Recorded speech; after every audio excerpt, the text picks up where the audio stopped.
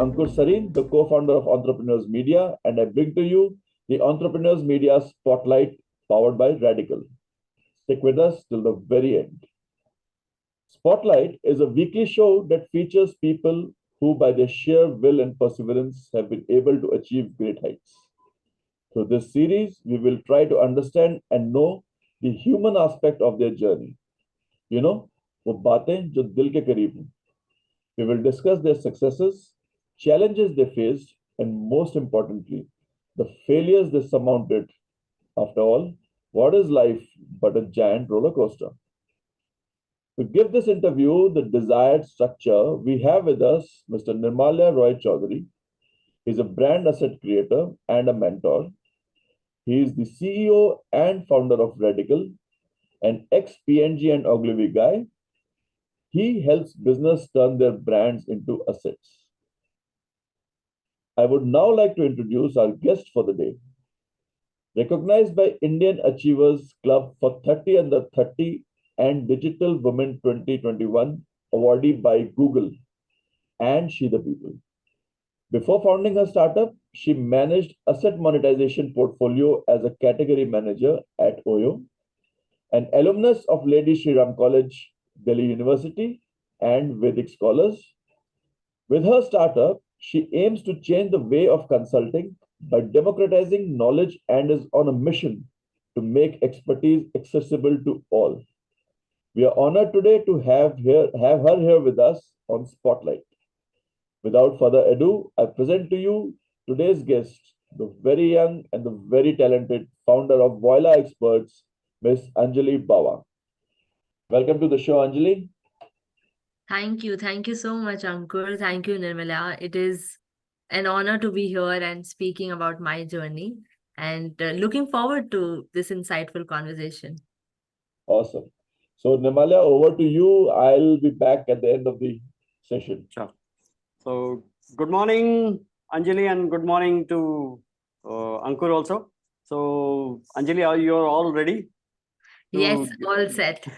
As I said, with coffee, you don't have to prepare anything. You just have to have the coffee and your mind's open and heart open to have this discussion flowing. Absolutely. Okay. So I'll start with a little bit of your childhood. You told me you're born and brought up in Gurgaon, part of it. And at your home, are you one of the naughtiest child or you're the silent one when you were in childhood, during your childhood? Surprisingly, in my early childhood days, I was the silent one. I used to not really speak a lot, and I used to always stay close to my mother and not create a lot of noise, or just wanted. I didn't even feel like interacting with people. I just wanted to be in her shell. That is how much I used to be. I used to be very, very close child. But as I moved, as I went to my teens, and then later on, I became the naughtiest child. I used to be the always one who's creating some pranks, on my siblings. Then I went on to, I used to, in my summer vacations, what we used to do was that we used to have holiday homeworks, but I used to never spend time on them. What I used to do was I used to play around some activities. In fact, I along with my siblings, we sat down and made a pact that every summer vacations, what we're going to do is we're going to do some sort of an activity or a business. Okay. So what we did was we brought a packet of tattoos of 20 rupees, where you used to get about 100 and 200 tattoos there, unlimited, like about 100 to 200 tattoo pack for 20 rupees. And what we did was we started going to our friends and and started applying these tattoos and started charging for that. And what we did was that what we got for 20 rupees ka entire pack, we ended up making way more than what we could have bought for. And that was our pocket money. So wow, that was the seed of entrepreneurship. That was definitely the seed of entrepreneurship. That time, I didn't even know what is the word entrepreneurship is. But we used to always have some activities. Then in other summer vacations, what my mother used to do was she said that this entire week, you kids are going to learn how to cook. Okay. Mm. And then we used to spend time, and I have been born and brought up in a joint family. So there's always, has Buzzing around. exactly. There's always been a buzz around and everything.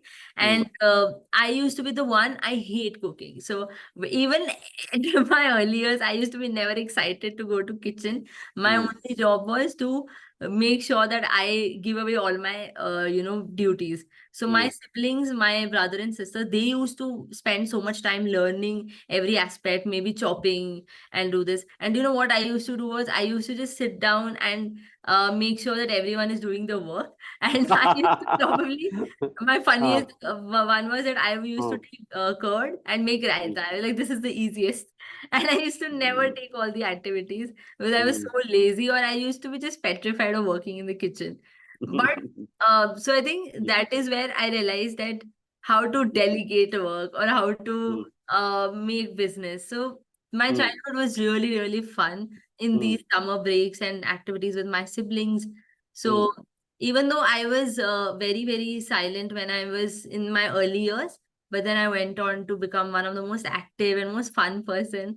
And I have done so many pranks. In fact, every April Fool's Day, I used to prank my brother.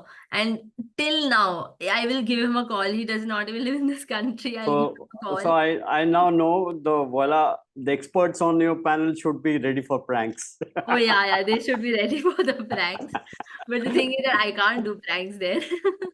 But Ah. I've been quite a prankster in my school as well. I used to Mm. bunk classes, which I should not say that much. But I have done Uh, all kinds of fun activities in my mm. childhood. Okay.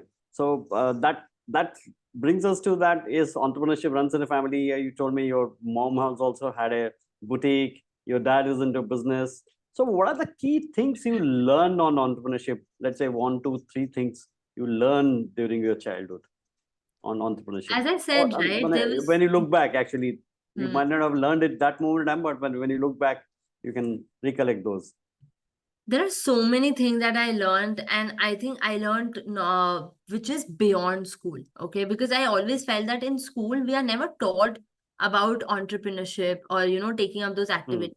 It is always about following the lead. Whereas all the other activities in my early years, even while I was born and brought up in an Hmm. entrepreneur family, in a Hmm. business family, I realized that there are a lot of aspects to learn. One, it starts from being mindful of money. Even in my very early years, I was given a pocket money and I had to budget it to ensure that I manage my entire month. So I think these are some aspects. You realize that where do you want to prioritize your expenses, and as an entrepreneur it becomes very important how you manage your finances. So I think I learned that very early on. Then second, in terms of owning up to it, owning whatever task we took, right, whether it was maybe a fun activity of cooking or going and talking to friends, playing some games or leading a match. I used to always play cricket with my brothers.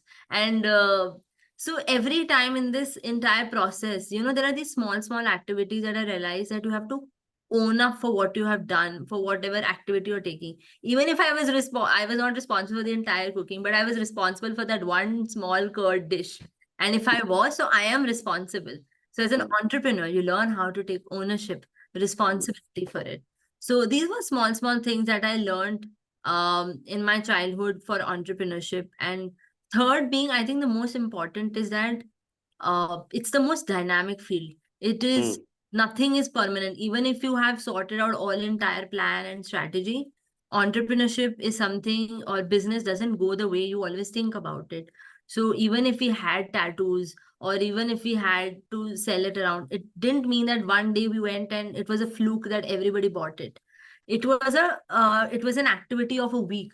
One day maybe like our friends got excited, but second day maybe they weren't that excited because they also realized that they can also go and buy those tattoos. Now how do I change my strategy to ensure that they continue to come back to me? Hmm. So all these different aspects, it teaches you that you need to, it's an ever evolving process. So Hmm. I think entrepreneurship is a combination of everything that I have learned in my early years. It is managing your finances, taking ownership.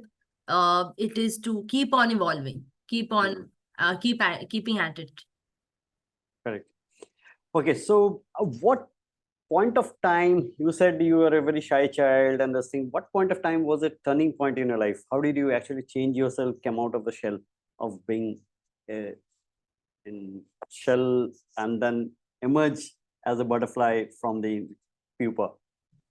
Um, I don't know what was the turning point, but what I can say is that when I went to school, right, when I started interacting with friends, I think that social validation makes you come out of that shell.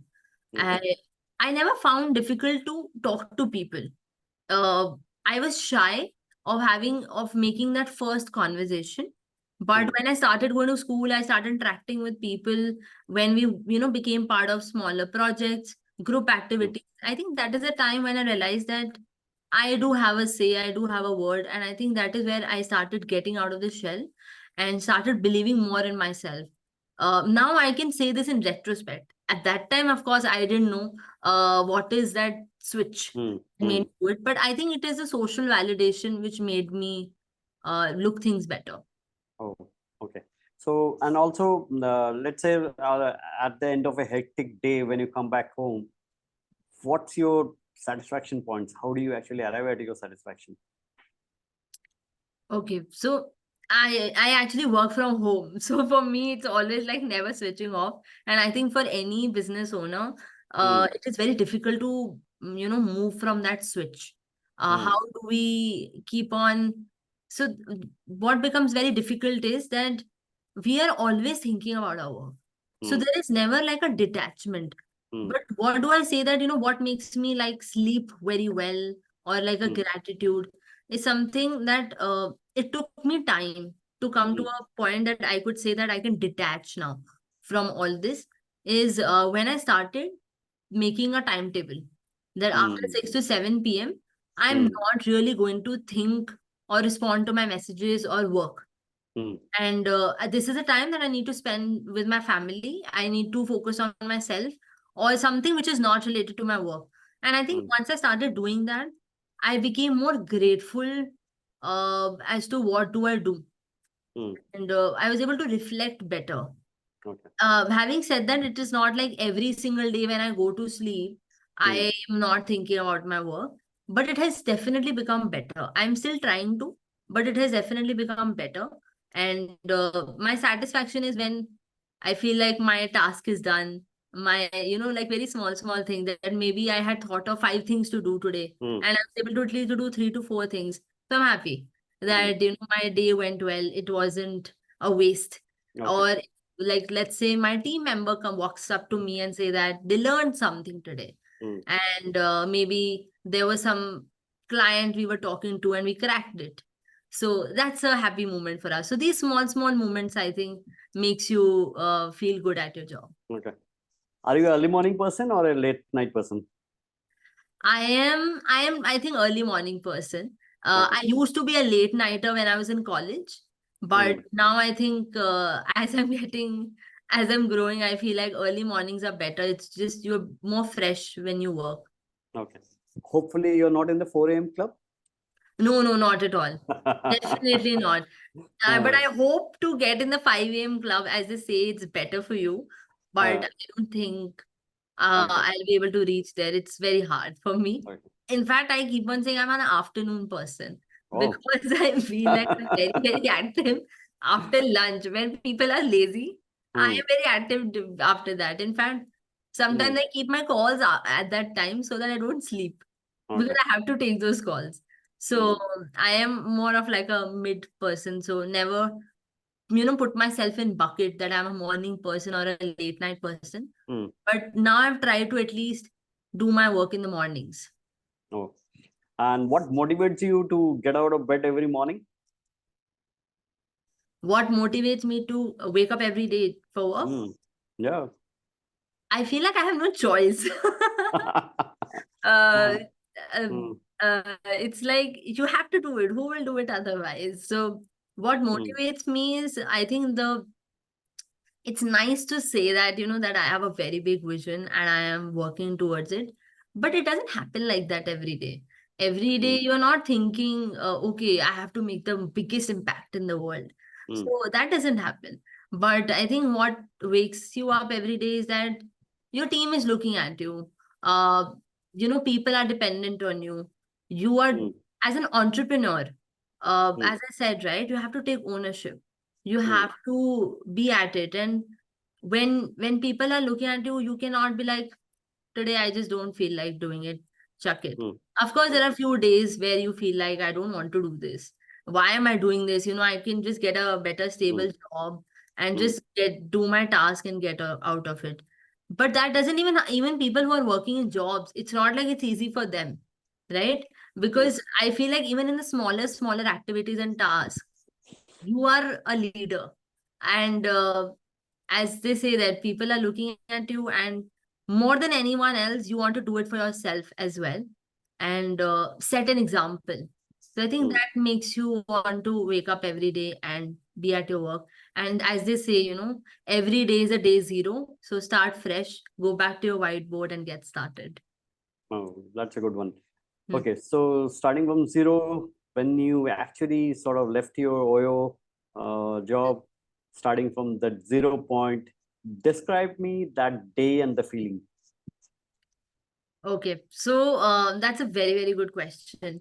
When I left Oyo, I was not in the happiest state because it was not an easy decision. It was probably one of my most difficult decisions of leaving a stable job with stable income to take Mm, the path of entrepreneurship. mm, And that day was probably, I will not look back and say that I was very confident that day.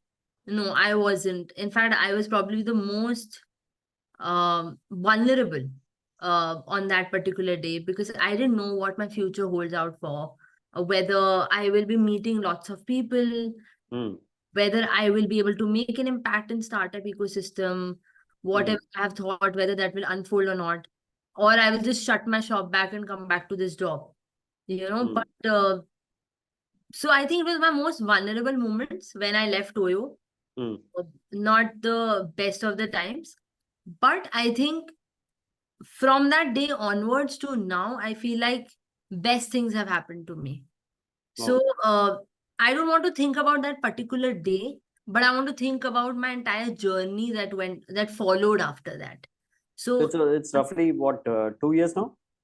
it's almost 2 years now. Yes. Okay, almost 2 years now. Yes. So Oh, I left my mm, job in January 21 mm, and launched our operation for Voila in March.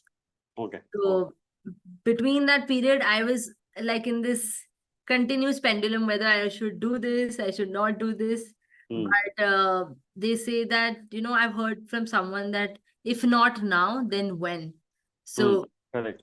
you need to get started. Mm, And the biggest part about being an entrepreneur is that you need to get your hands dirty. You need to start, mm, and rest will follow. And I correct. think at that time, I just needed that push. So that was there. But I am very happy I made that decision Okay. when I now look back. But I know it's not easy. Whoever ever plans to leave their job to do a business, or even leave their business to do a job, Correct. it's not Some people start actually double timing. Is that advisable? I also kind of, started my plan before while I was doing my job. But I think it's not about advisable, it's about what do Mm, you feel right? Whether mm, you feel like you can manage both. See, mm, it's not everybody is privileged enough to be able to only focus on mm, business and mm, not do their job. There mm, are bills to pay. mm, You mm, have to do it. But mm, if you can manage your time and mm, focus on your both of your energies, mm, so mm. you can definitely, I think you should do it if you can, Because because this whole debate of moonlighting going out yes, right now. uh, So it's one part is the ethics, the other part is the zeal of entrepreneurship and the part of getting larger number of entrepreneurs on board. So what's your yeah, I take on think that? very, very interesting question, because moonlighting is something which is I think a new term that has come up, which is not something a very new association otherwise, right? I think in the last couple of years, especially pre on the Mm. onset of pandemic, that is when people started to have two jobs because to ensure stability in the beginning, right? And to also they had time. They had way more time to spend and upskill and learn and do something else. Whether you are a creator, whether you are a freelancer or an entrepreneur, and if you have taken up something which is not directly related to your job, I don't think necessarily it is wrong. However, if there is a conflict, if you feel like you, let's say you are a marketer at one place and you are also giving your marketing services to another company, now that's a direct conflict and that is unethical. I totally believe that is something which is not acceptable. However, if you are, let's say, in a marketing job and you're upskilling and learning about, let's say, photography, now that is, you call it moonlighting or a separate thing, but that is your time. They say, 9 to 5 is your job and 5 to 9 is you. So having a two set of work is not wrong. And I think you broaden and, make it as a term as a moonlighting, go for it. But as long as it is not directly conflicted, I think it's good if you can learn and, upskill yourself and In fact, you have defined it perfectly, the ethical dilemma as well as the passion which follows in. I come from ad Exactly. industry. I come from ad industry. Ad industry, so-called the moonlighting word, has been there for ages, Okay. and the creative souls have been indulging it as part of the management. We knew it, but we sort of never, because what happens is when a creative soul works on a different category, he enriches his knowledge as well as ideation. So that Absolutely. sort of has a positive rub off on the person and the ability also. So True. In fact, coming on that point, art is so important since the beginning of the school, right? We never gave importance to arts. I हाँ, am marks a नहीं मिलते liberal थे, art, marks नहीं मिलते marks नहीं grade मिलते मिलते थे और सर. ये तो easy है, which is हाँ. so not true because we have been grilled to think in the lines of sciences and commerce. I am a student who has done both commerce and liberal arts, and I can tell you how liberal arts has taught me so much about making decisions, thinking about a line of thought, or executing. And I feel like why you call it moonlighting or your different work or your 5 to 9 different personality, but I think what has been lacking is that arts actually brings another element in your life and it actually makes your job better. For example, as I just gave the example, let's say one person who's into photography, you never know that person learned about so much about perfection, about timing, persistence, patience. Now all of this is actually going to help him or her in the main job. That Correct. people don't realize it, that arts teach you so much and it needs to be brought out well. So I think it should be called, anyone should, I think everyone should pick up at least one activity which is going to make their main job look better. I think Correct. that is what it's all about. It's all about upskilling, learning, and to grow as a individual. That Correct. is what I think, that is what my take on is moonlighting. Correct, actually. Well, okay, I come from a Bong background. The Mhm. Bong family is actually cultural side of nuances always taught to kids always. So that's ingrained in that. The music, art, always will be the ingrained part of it. Which after my sciences background, I realized when I joined Ogilvy and Mather, and that is where I realized the world is not black and white. The world is 99% gray, only 0.5% black and 0.5% white part of it. So, okay, coming back to you, this journey of Voila of 18 months, what have been the key, when you look back 18 months, what have been your key achievements till now? Okay. There are many milestones. Top three maybe. Yeah. So I think I'll start from the back, okay? I think so the last one we did Voila Open House. It was a first offline event. And we were, when I started thinking about it, I thought maybe 50 people will turn up. It was an pitching and open networking mixer event. And about 120 people turned up for the event, for a paid event. And in fact, we had to close our registration and tell them that, we can't take any more people. I think it was one of the biggest validation that we got from people that love that we need this kind of an ecosystem. We need support where businesses can take expertise from the relevant industry and subject matter experts, and enabler essentially for, for startups, investors, and experts. So I think that was one of our biggest milestones in the recent times, which I also remember it very, very well. The second milestone, I think, was when I started all this journey being alone to building my team. We are a team of 10 people now, all working remote. And I think it's a great achievement that we have been able to build so far. Not even two people live in the same city in our team Oh, right now. And we have been able to build this all remote, build a culture where it is open, where we can talk and interact with each other. I think that's a great learning for us. So I think that is I'm something which I'm really proud of, that we have been able to build an employee first culture in our company, and become that channel where people can, walk up to me and tell me anything. Even a intern can come to me and say that maybe this is not working right. And I think that kind of able to build a culture is very important. sure. And I think third milestone being Voila is uh, born and brought up by a very, very young person, building a company for consultants, which has been the most traditional market for a very, very long time. Mm, When people walk up to me, they said that, we thought Voila is actually by someone who has gray hair. And because it is an mm, industry which has always been part of the experience mindset and intellectuals, people who mm, have above 20 years of experience, catering to business problems. So I think to be able to crack that problem, to be able to go be at it and solve for it, and still get 350 impaneled, curated, vetted experts from the likes of McKinsey, BCG, IIT alumnus, IIMs, and catering to about 200 plus businesses now. I think solving this every day itself is, I think, one of very, very good milestone for us to say that we are walking in the right direction. So yes, oh, I think all of this entire journey has been quite uh, good, right for us. good. I hope you're not planning to turn your hair into gray color. No, no, I have not. I've just colored brown. So Yeah, coming to that point, you picked up, which is very clearly the consultants have been from the organized industry, the senior people, and all this thing. Whereas the other side of the ecosystem, which is the startups, startups are unorganized, young people, young energy. How do you actually bridge them together? I'm so glad you asked this, because no one has ever asked us that. They always say that you are bridging the gap, but they never understood that this gap is very, very difficult to bridge because of this.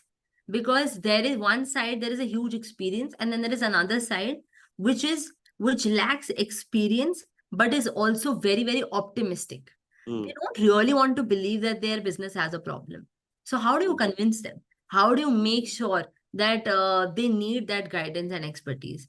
So they mm, say that when you are ill, you go to a doctor, but when your business is ill, people don't bother going to experts, and they mm, can never come to that conclusion. So mm, that awareness needs to be brought up, right? And so how do we deal with this? Is, I think, that is where any startup is about solving a problem. And for us, our biggest problem is this: to bridge a gap of these two different mindset and nature. What we have done to bridge this is actually we have actually sat down with businesses and understood their problems and gone through what will set for them. And that is why mm, at Voila, we are not just a listing service where you can see the experts, where you can see the consultants, and you can directly connect with them. No, you can't. We have a managed service. What we do in managed services, we actually sit down and understand your business problem. So a lot of times businesses come to us that, we need funding. Simple, we need funding. That is your problem. In fact, that is not your problem. So we sit down with them, help them help understand about their industry, refine their problem, and then we get them one expert call, which is from their industry. Now, this wow, gives them confidence. This gives them confidence that someone from my industry will be able to give me a better insight. When that expert sits with them, we take feedback from that expert and accordingly then match make to other relevant industry experts or investors or marketing experts. Because That one expert call is very, very important. And now it's been 3 months since we started managed service, and it is working beautifully for us. I feel like a lot of people have not, it's a very hand-holding service that we have brought up, which people call it's not scalable.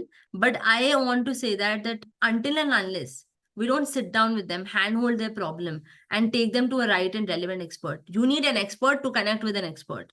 And we are that people. And that is what we do. And that is how we have been able to tackle this issue, where we have been able to understand and define their problem and then take them to industry experts. That by that time, they are also prepared. They're prepared what kind of questions to ask and not get so intimidated. Understood. So how do you actually define Voila in one sentence?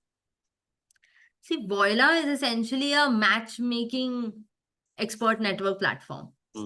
We are matchmaking businesses with the right and relevant subject matter experts. If I have to put it very, very simply, a layman can understand, it's a matrimonial for businesses. Oh, that's a good matrimonial for businesses. It is a matrimonial because you have to I keep on saying that business is a marriage. You need to nurture that relationship, and so is the case with the consultants. So it's a matrimonial for businesses, a matchmaking service. Fantastic. That's a one good sentence I heard this morning. Now tell me, if you have to ask you, Voila is equals to one word, which one word will it be? One word for Voila? Yeah. Okay. That's a tricky one.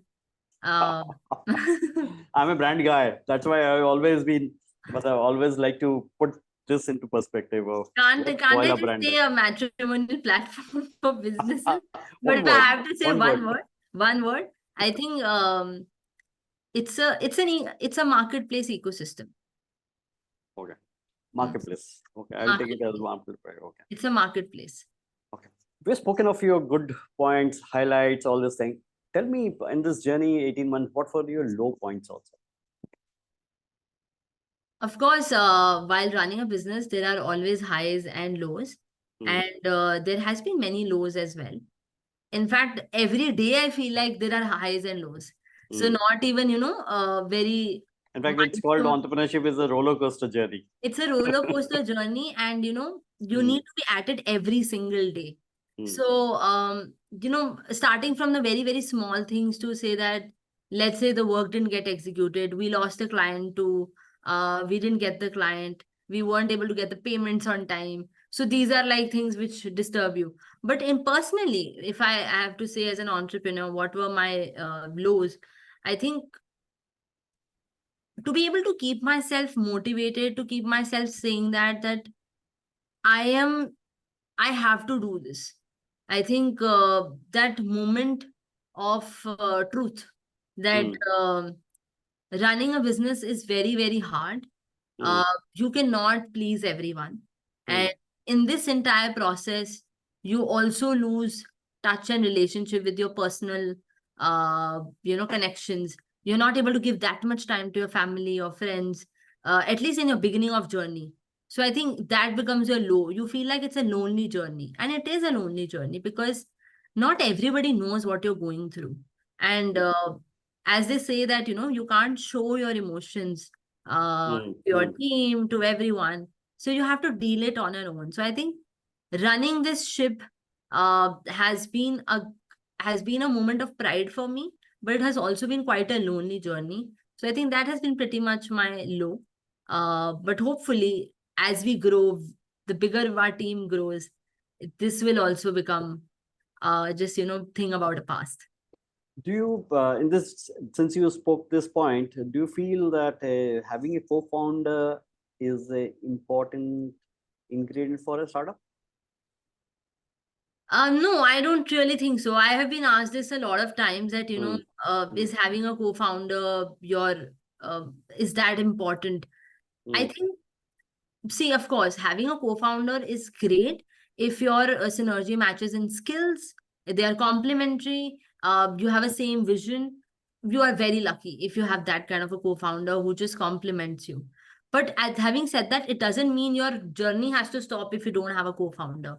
You can still go ahead and lead the ship, because you can always hire and make your team that strong that you necessarily don't need to have two leaders running the ship. Hmm. Sometimes it's better to have one, and get the ship rolling, or get the ship going, as compared to having a lot of people making the same decisions. I don't think your loneliness stops just by having a co-founder. It's like Hmm. saying that just because you're married, you're going to only have a happy life. Hmm. So I come from that perspective, that I think it's more about having peace with yourself, having able to adjust as to in that norm, and you can go ahead. I think it's very subjective question whether you need a co-founder or not. I think it's more about having those complementary skills which will make things better. If it doesn't has to stop. I have seen Correct. a So lot of that's people just applying for co-founders, and I feel like you cannot just go ahead and hire a co-founder. You need to build that relationship together. understood. So beautifully put. There's a Bengali song by Rabindranath Tagore said, "Jodi to ডাক শুনে কেউ না আসে, তবে একলা চলো রে." Means if nobody comes from your clarion call, you move ahead on your own. Of course, That's I love that. I keep on saying this. Ekla chalo re. একলা চলো রে. You need to move. Yeah. So moving to my next question, which is, how do you see the industry shaping up? This so-called marketplaces, the exchanges, which are largely the consulting or the knowledge-based marketplaces, as I call it. I see a lot of potential because a marketplace or aggregator business is the need of the hour. In fact, in the last couple of years only, we have seen a lot of aggregator businesses coming up and trying to organize the market. And it is Hmm. very important, as you yourself said, right, that businesses are unorganized, startups are dynamic, and where do you go for one direction? So marketplaces and aggregators become your go-to place. Plus, these knowledge sharing platforms and businesses, they help you with that awareness. They help you prepare for this thing. So it is very, very important. And this market is huge. There are 63.4 million SMBs. There are 60,000 plus startups in India alone. And it is only growing. You don't see that number going down anywhere. Yet Correct. we see that, that 90% of the startups fail in the first year of their inception. Why are they failing? Because there is lack of knowledge, there is lack of expertise, there is lack of asking the right questions. That direction is missing. And Hmm. I think these marketplaces, businesses helps you give that direction. It helps you, bridge that gap. And I think once that happens more, and it will only happen with collaboration.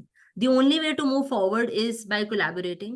And I think there is a huge demand, potential, and scope for it. In fact, even if more players come in this market, it doesn't mean that big fish will eat you. It is only going to become better because, as they say, right, make a bigger pot instead of competing for the same money pot. Good one. So also looking at, since you said it's important to get to experts or mentors who will sort of help you, who were your mentors or who were your inspirations? So I have been asked this a lot since I run an expert network marketplace. All my life, I was actually looking for that one mentor and expert. And I said that, this person is my mentor or an expert. But very along this journey, I realized that you don't have one mentor or one expert. Inspirations, several There are a mentors. lot of inspirations and there are a lot of people who teach you a lot. And all of them have been my mentors. Starting from my family itself, my mother and my father have been my greatest mentors. They have taught me so much about entrepreneurship, about leading my life on my own. They have been the biggest risk takers that are out there. So all of that has been imbibed in me. Moving on to my, I had did a lot of internships and worked around. I've always been working all my adult life. Right after school, I started working, and there I learned so much from my, uh, from the people who I interned with, the leaders of that company. So they became my mentors and inspiration. My peers, my friends, I learned so much from them when they, took part in their journey. They became my inspirations. From now to go on to say that, I have corpus of 350 plus industry experts, and they're literally at the back of my call. I am actually the luckiest person when it comes down to this because I'm building this platform. I have so many people to look up to. And I think all your cheerleaders and supporters who support what you're doing become great, great influencers. So I won't say that there is one or two, but there has been a lot of influences in my life which has uh, who have cheered for me and have come here. Anyone who has taught me, like starting from basics of Excel formula to be able to give a speech or to modulate my speech, to be able to come here being that shy kid to speaking to you. All of these learnings has been influenced by one or the other people. People are the biggest motivators and influencers. Okay. When I read your bio, you were there's an emphasis on your college, which is the LSR. Tell me a little bit of your any inspiration or anything which actually also helped you from the college life. My college life has been very, very interesting. I in LSR, I think it's such a great college, right? Great institution to be part of. It's the leading arts college in our country and women's college. So my biggest influence in learning there has been to learn about women empowerment, to be in that safe space of all the women and learn about what kind of different culture, because LSR is one institute where people come from all backgrounds. And when they come down, you learn so much from each other, from different culture, from different way the people lead, the different kind of challenges they have gone through. And I think college was one space where I came out of my comfort shell and interacted with an exterior environment and learned what's happening in this country. And college was my biggest place where I learned about people, about different challenges, different backgrounds, and learn about how important it is to give your voice. I think my college taught me a lot about voicing my opinions, and that is where I think that was my greatest base when it came to LSR. Oh, okay. Okay, until now, whole journey of all this. So tell me, what have been your secret sauce of success? Secret sauce of success. My secret sauce of success. I feel like I am still not very, very successful. I have a long way to go to say that I am. I think you can't say that. I don't think at any point of time you can say that you're successful. It will only people. Okay, so I understand that's a humility coming out. People will come to you and say that you have achieved this. So I think even the small successes in a day make you feel successful. But what's my secret sauce? I think is my support system. I am very privileged and honored to be born and raised in a family which has been very, very supportive of my career. And irrespective whatever happens, I know I have a back. And I think very, very few people have that. So I think that's my secret sauce, my support. Interesting. Okay.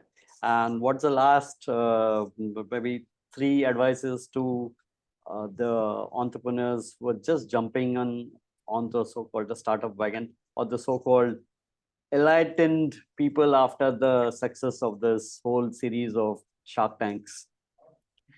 So those who are jumping into the Shark Tank now. Anyone who is looking to become an entrepreneur or wants to try their stint here, I think there is no better time to start. There is no better or perfect time to start. You need to just start. You need to just get at it. You need to get the ball rolling. So that is my most important, giveaway to anyone, that don't think so much, because you will be thinking every single day. You are going to make lots of decisions. So no better time and place to start. Just get to it. That is one. And second, keep on upscaling yourself. Keep on learning. As in whatever you do, right? Even if you're doing a job, people are looking at you. But as an entrepreneur, there are just way more eyes looking at you. And when they do that, they hope that they learn from you. So you become a sense of sort of inspiration for many people to follow. And if you are that, I think own up to it. So keep learning, keep upscaling yourself, and just start. That is my last giveaway. So that's what Nike used to say, just do it. Just do it. Just do it. Don't wait. Sure. Good. So voila, we come to an end of this question. So thanks for being so sort of jovial and energetic to sort of do the answers. So we wish you all the success of your platform, and over to Ankur. Thank you. Thank you so much. It was fun talking to you. I was thinking that, what all I'll say, what to go about it. But I think our conversation just flowed from my childhood to entrepreneurship. It has been Correct. fun. Thank you so much for having me. Sure. Love. Actually, as I told you, we are doing first 3 are women entrepreneurs in our panel. So, and because of the so-called the woman Shakti that during the Navaratras, so that's why we just wanted to start that. Always woman power. Yeah. So you Ankur. can't deny the women power, So so many women entrepreneurs who are doing so well in their field. And the best part about women entrepreneurs is, I believe, that the balance that they maintain. For men, that balance is very easy because we have a support system at home. But that support system is the one who's supposed to work as a woman entrepreneur. So when they balance their work with the kind of output they're giving in the outside world, also it's tremendous. It's amazing. And I've seen you working. I've seen you on your toes, Anjali. It was an amazing experience being at your event also, and I'm sure you'll be doing much bigger events and much better ones and a bigger scale. So thanks a lot for being part of this, and we'll continue to have further conversations as and when you again get a new milestone in your life. So we'll have you back here on the show. Sure. Definitely. I know Entrepreneur Media is with me. All the way. All the way. Sure. Thank you so much. Thank you. Okay. Thank you. Bye-bye.